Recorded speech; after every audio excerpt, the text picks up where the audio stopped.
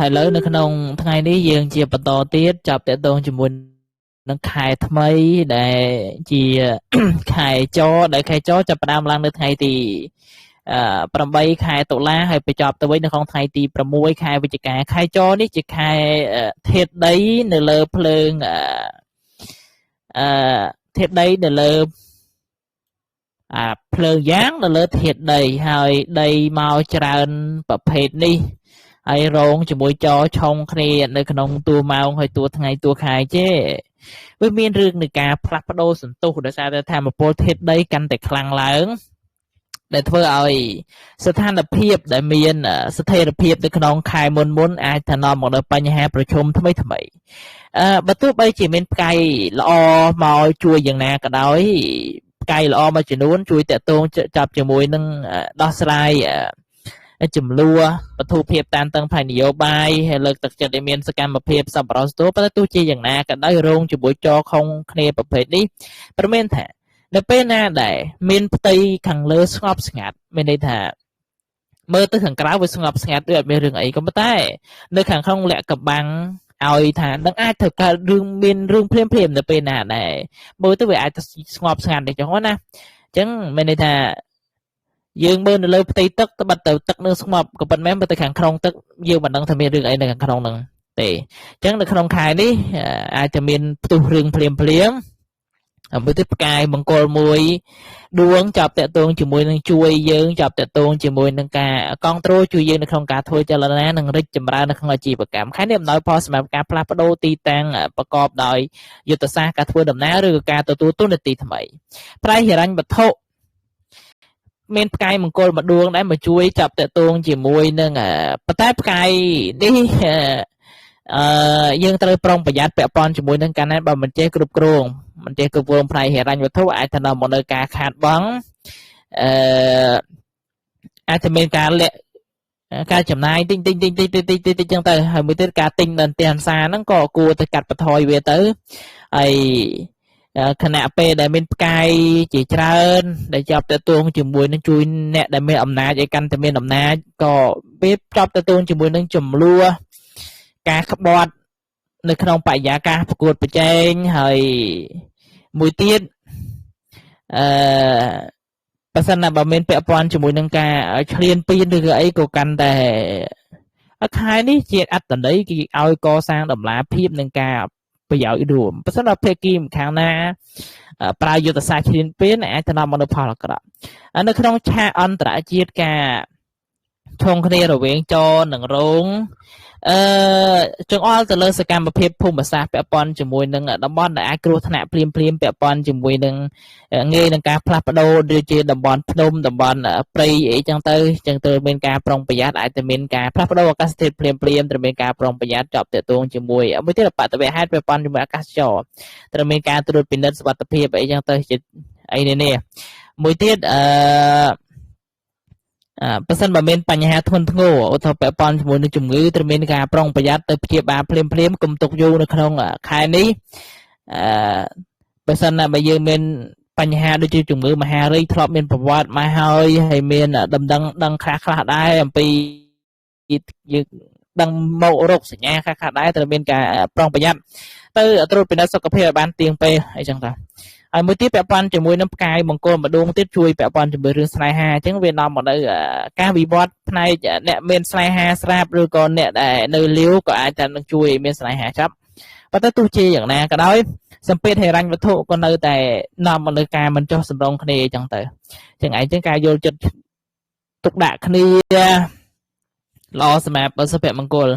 មួយទៀតនៅក្នុងខែនេះលំហូរឈីនៅក្នុងខែនេះល្អសម្រាប់អ្នកដែលមានរោងមមែរកាឬក៏ឆ្លូវនៅក្នុងតារាងប៉ាជឺទេអាចថានឹងជួបបញ្ហារំខានដែលដឹកស្មានមិនដល់ចំពោះផែនការនិងការធ្វើដំណើរអ្នកដែលមានខាលមមីខុសនៅក្នុងតារាងប៉ាជឺអាចថាល្អនៅក្នុងខែនេះសម្រាប់ការកសាងតំណែងនិងគម្រោងផ្ទាល់ខ្លួននៅក្នុងខែនេះហានិភ័យដែលយើងមិនអាចមើលឃើញទុកជាមុនជាច្រើនចឹងហើយក៏បីមានការយល់ដឹងឲ្យច្រើននៅក្នុងខែនេះថែទាំសុខភាពសម្រាប់អ្នកដែលកើតនៅក្នុងរាសី ឈើយ៉ាងឈើយីនៅក្នុងខែនេះល្អសម្រាប់ការទំនប់បំរុងខ្លួនឯងពាក់ព័ន្ធជាមួយនឹងអាជីវកម្មពាក់ព័ន្ធជាមួយនឹងទំនាក់ទំនងការសហការអាចនាំមកនូវផលល្អប៉ុន្តែជៀសវាងការធ្វើខ្លួនឯងបែងចែករបាត់របាយត្រូវមានការបដិញ្ញាចិត្តដែលបានច្បាស់លាស់អ្នកដែលកើតចំថ្ងៃភ្លើងយ៉ាងឬក៏ភ្លើងយីននៅក្នុងខែនេះល្អសម្រាប់ភាពជាអ្នកដឹកនាំត្រូវបង្កើនភាពជាអ្នកដឹកនាំសម្រាប់ខ្លួនឯងជំរុញលើកទឹកចិត្តសម្រាប់មនុស្សជុំវិញខ្លួនហើយស្នេហាក៏អាចទៅល្អនៅក្នុងខែនេះប៉ុន្តែត្រូវមានតុល្យភាពរវាងរឿងខ្លួនឯងនិងរឿងការងារអ្នកដែលកើតចំថ្ងៃធាតុដីយ៉ាងក៏ដោយធាតុដីយិនក៏ដោយស្ថិរភាពនៅក្នុងខែនេះអាចត្រឡប់មកវិញក៏មិនត្រូវប្រុងប្រយ័ត្នជាមួយនឹងការចំណាយហិរញ្ញវត្ថុអញ្ចឹងណាបើសិនបើមានបំណុលគួរសមភ្លាមក៏គួរសមក៏ឲ្យមានសម្ពាធនៅថ្ងៃក្រោយអ្នកដែលកើតចំថ្ងៃមាសយ៉ាងក៏ដោយមាសយិនក៏ដោយការធ្វើដំណើរឬការធ្វើអីមួយអាចតែមិនសូវអីប៉ុន្តែជៀសវាងការសម្រេចចិត្តដោយបញ្ញាការផ្លាស់ប្ដូរទីតាំងឬក៏ផ្លាស់ប្ដូរការងារត្រូវប្រកបថាលក្ខខណ្ឌទាំងអស់នោះត្រូវបានបញ្ជាក់ឲ្យបានច្បាស់លាស់ចឹងឯងអ្នកដែលកើតចំថ្ងៃទឹកយ៉ាងក៏ដោយទឹកយិនក៏ដោយមានឱកាសសម្រាប់ការទំនាក់ទំនងជាមួយមនុស្សដែលមានឥទ្ធិពលអញ្ចឹងប្រើទំនាក់ទំនងរបស់យើងឲ្យបានល្អសម្រាប់ទំនាក់ទំនងរបស់យើងប៉ុន្តែជៀសវាងប្រុងប្រយ័ត្នកុំឲ្យសន្យាឬក៏ការធ្វើអីដែលលើសលួសពេកចឹងឯងសម្រាប់នៅក្នុងខែនេះតារាសាស្ត្រល្អនៅក្នុងខែនេះទិសត្បូងឈៀងលិចទិសត្បូងឈៀងលិចអ្នកដែលមានទ្វារផ្ទះឬក៏បន្ទប់គេងនៅទិសត្បូងឈៀងលិចល្អអ្នកដែលមានទ្វារផ្ទះឬក៏បន្ទប់គេងនៅជើងឈៀងលិចល្អមានធម៌ពលល្អធម៌ពលរស់រវើកល្អសម្រាប់ការរៀបចំនៅព្រឹត្តិការណ៍ល្អមួយទៀតហ្នឹងគឺល្អសម្រាប់ហិរញ្ញវត្ថុល្អសម្រាប់រឿងគ្រប់យ៉ាងចឹងឯងចឹងអ្វីអាចទៅសម្រេចតាមអ្វីដែលយើងបំណងប៉ងប្រាថ្នាសម្រាប់អ្នកដែលមានទ្វារផ្ទះឬក៏បន្ទប់គេងនៅទិសត្បូងឈៀងលិចមួយទៀតទិសខាងកើតក៏ល្អដែរអ្នកទាំងគ្នាទិសខាងកើតផ្លេច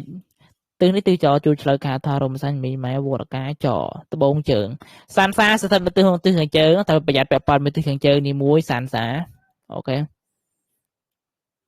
ទិសខាងជើងនេះអាប់ស្វាំងមួយត្រូវប្រុងប្រយ័ត្នថាមានការវាយដំច្រំធាក់នៅទិសហ្នឹងទិសខាងកើតល្អសម្រាប់អ្នកដែលមានទ្វារផ្ទះឬក៏បន្ទប់គេងនៅទិសខាងកើតល្អសម្រាប់ទំនាក់ទំនងការបណ្ដាក់ទុនរួមគ្នាកិច្ចព្រមព្រៀងពាណិជ្ជកម្មល្អសម្រាប់ការឧស្សាហកម្មដែលឬការងារតបទៅមួយការធ្វើដំណើរចឹងឯងមួយទៀតទិសខាងជើងនេះសម្រាប់សានសាមក៏ប៉ុន្តែល្អសម្រាប់អីកុំទៅរង្គោះរង្គើលវាក៏ប៉ុន្តែវាល្អសម្រាប់ស្នេហានេះសម្រាប់ដែលចង់ឲ្យមិត្តភាពឬក៏ស្នេហាកាន់តែយូរអង្វែងស្ថិតនៅក្នុងទិសខាងជើងឲ្យបានច្រើនអាចទៅដល់មនុស្សផលល្អសម្រាប់អ្នកដែលចង់បានការសិក្សាឲ្យបានការរៀបកាន់តែរីកចម្រើនពិចារណានៅទិសជើងឈៀងលិចនេះក៏ល្អចាប់តាក់ទងជាមួយនឹងធ្វើឲ្យការសិក្សាកាន់តែប្រសើរចឹងឯងហើយមួយទៀតទិសត្បូងឈៀងកើតទិសនេះអត់ល្អទេអ្នកដែលមានទ្វារផ្ទះឬក៏បន្ទប់គេងនៅទិសត្បូងឈៀងកើតស្ត្រូវមានផ្ទៃពោះគួរត្រូវមានការប្រុងប្រយ័ត្នអាចទៅមានបញ្ហាកាពះពោះវៀនហើយសារៈសំខាន់បំផុត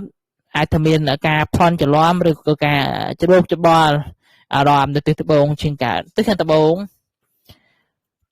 នេះក៏អត់ល្អដែរទិសខាងត្បូងនេះត្រូវមានការប្រុងប្រយ័ត្នអាចទៅមានការរងរបួសពីវត្ថុមុតស្រួចអីចឹងទៅមួយទៀតរក្សាការប្រុងប្រយ័ត្នចំពោះអំណាងឬក៏មានអាចទៅមានចោរលួចអីចឹងទៅអាចទៅមានគូប្រជែងអីនៅក្នុងកន្លែងការងារអញ្ចឹងទៅ